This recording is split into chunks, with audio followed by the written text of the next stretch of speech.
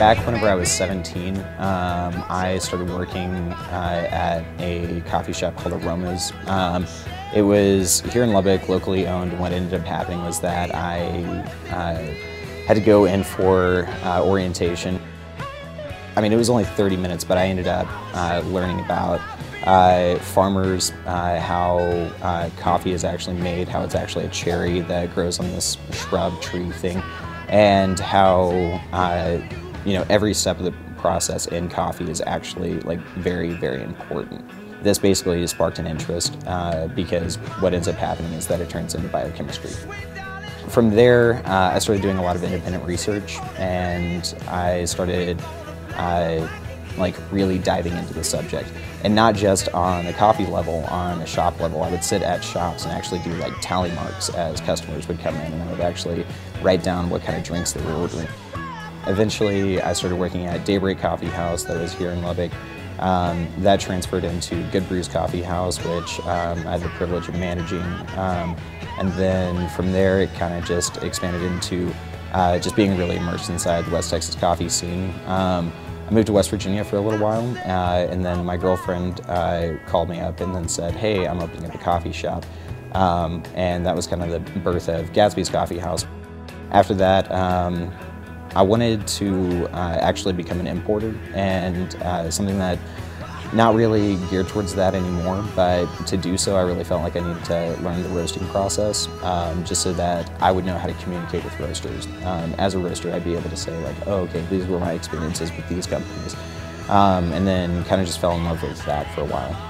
And so June of 2012 was whenever I bought like a little 1 pound roaster, which was basically an overglorified popcorn maker.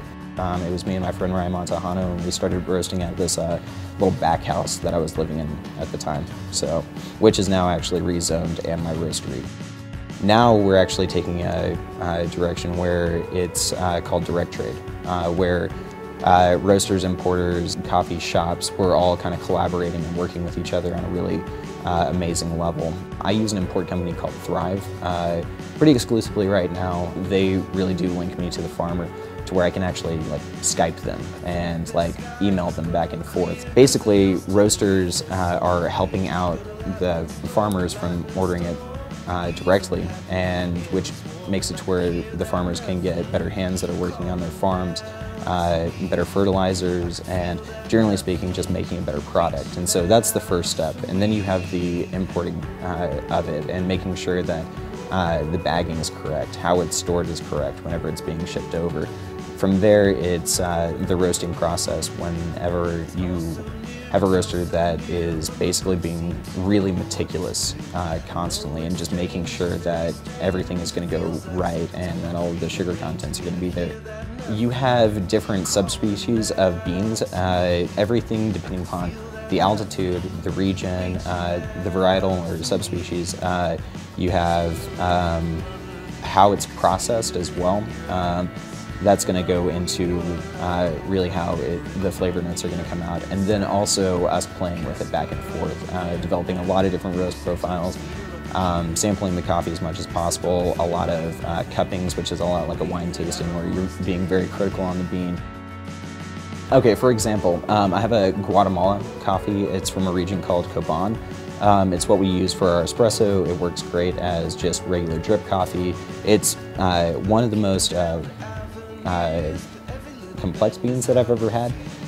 Originally, whenever I was roasting it, and this is whenever it gets really technical, you're playing with heat variations and then really graphing all of those out. And so the first time that I really liked one of the roast profiles, I was basically just cranking the heat and really prolonging the heat all the way up until the end of the roast. What ended up happening was that there was a lot of spice in there, which is perfect for the holiday season because you had like cinnamon and allspice in there. You had a lot of dried strawberries, white chocolate, walnut. It was perfect for the holiday season. And then after that, I kind of wanted to play around with it more and see what else I could do. And so I started to drop the heat at the very end instead of still climbing it. And what ended up happening was that that dried strawberry really started to present itself. You still get that cinnamon flavor in it, but it's not as predominant. Instead, all of the other attributes kind of started coming out. And they're as individual as you and I are. It's one of those things where they have their own kind of personalities, and it sounds really over-romanticized, but it's really true. We have beans that want to give off this certain attribute, and from there we can really develop flavor profiles the same way that you would taste wine, scotch, cigars, craft beer. It's basically just playing around with a palate.